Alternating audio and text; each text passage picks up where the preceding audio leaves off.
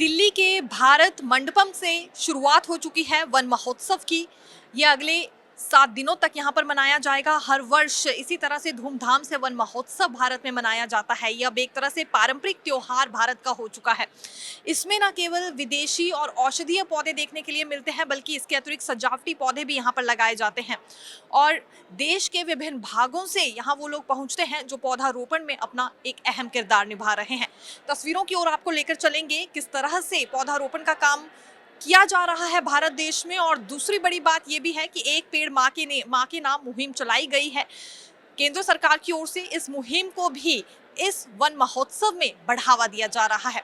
प्राकृतिक सौंदर्यता का महत्व समझाने के लिए ये विशेष कदम उठाया जाता है हर वर्ष और इसके लिए हमें एक बड़ा असर भी लोगों पर देखने में आता है। हालांकि दिल्ली को हरित राज्य बना दिया जाएगा, प्रदूषण मुक्त कर दिया जाएगा।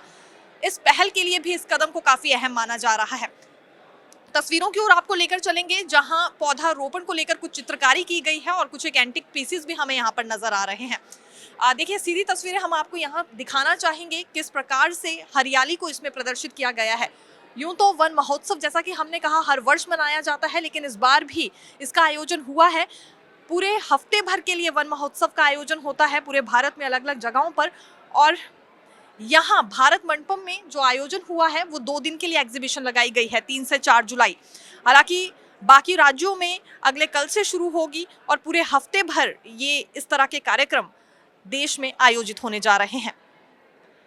और देखिए, कुछ एंटिक पीसेस यहाँ पर लगाए गए हैं। अभी दिल्ली की सीएम रेखा गुप्ता भी यहाँ पहुंची थी। उनकी ओर से यही जानकारी दी गई है कि जल्द से जल्द टारगेट पूरा किया जाएगा। इस वर्ष 70 लाख पौधे महज दिल्ली में लगाने की योजना तैयार की गई है। इसके लिए सरकार ने आम लोगों का सहयोग भी मांगा है। और जब पौधारोपण की बात आती है तो प्राकृतिक सौंदर्यता से जुड़े कई और बड़ी चीजें यहाँ पर बताई जाती हैं, दर्शाई जाती हैं। आज अपनी स्पीच में भी रेखा गुप्ता ने कुछ बड़ी बातों का जिक्र किया है कि आखिरकार दिल्ली को हरित राज्य बनाना जरूरी क्यों है।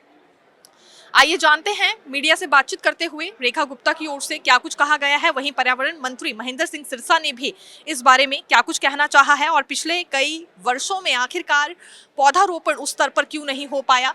इस बारे में आम आदमी पार्टी को तंज कसते हुए भी महेंद्र सिंह सिरसा की ओर से क्या कहा गया, जानते हैं। आज का ये वन महोत्सव का कार्यक्रम अपने आप में एक सरकार के द्वारा किया हुआ वो प्रयास जो दिल्ली में पर्यावरण के महत्व को जन जन से जोड़ने वाला है।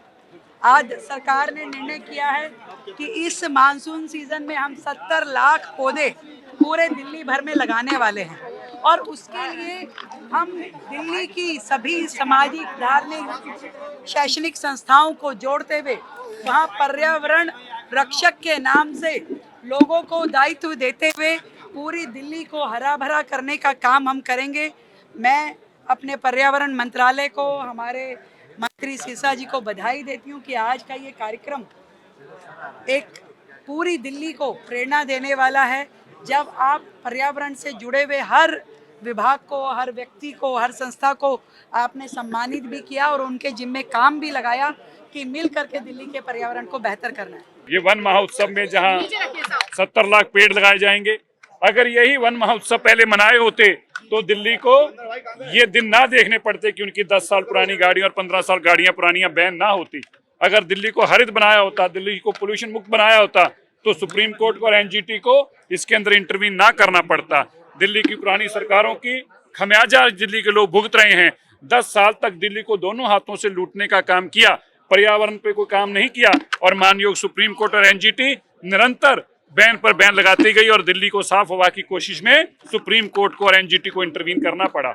मैं बताना चाहता हूं, अगर ये हरित दिल्ली की मुहिम आज से 10 साल पहले की सरकारों ने चलाई होती तो ये जो 10 साल पुरानी गाड़ियां बैन की जा रही हैं, 15 साल पुरानी पेट्रोल की गाड़ियां बैन की जा रही हैं, दिल्ली के वातावरण को अगर स्वच्छ बनाया होता तो सुप्रीम कोर्ट और एनजीटी को ना इंटरवीन करना पड़ता। आने वाले दिनों में ये सारे वो कदम उठाए जा रहे हैं जिसके दिल्ली के लोगों को राहत दिलाई जा सके। पर्यावरण का संदेश दूर दूर तक पहुंच सके, इसके लिए यहाँ एक अनोखी प्रदर्शनी का आयोजन आज किया गया था, जिसमें कुछ एंटीक पीस भी लगाए गए हैं, कुछ विशेष स्टॉल्स भी लगाए गए हैं।